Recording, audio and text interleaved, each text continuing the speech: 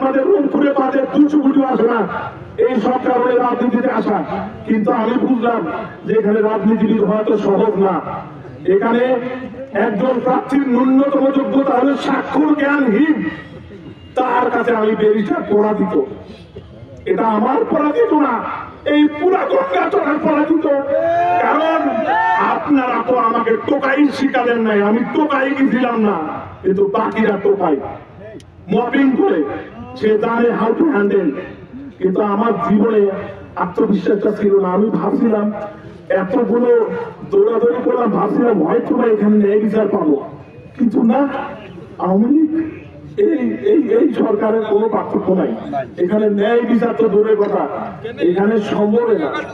তার কাজে আমি এখন নির্বাচন নিয়ে চিন্তা বা কাউকে সাপোর্ট এইসব না।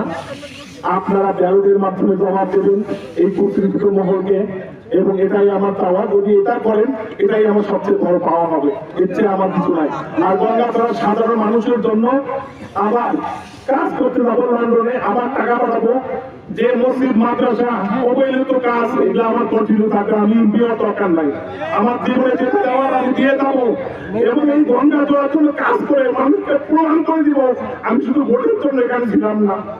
আমি শুধু চাইছি যে সরকারের যে উন্নয়ন 5% না 25% স্ট্রিট ফান্ডিং, যেটা হলো গঙ্গাচড়ার উন্নয়নের জন্য দরকার, এই টাকাটা আমি সাধারণ মানুষের উপকার করবো।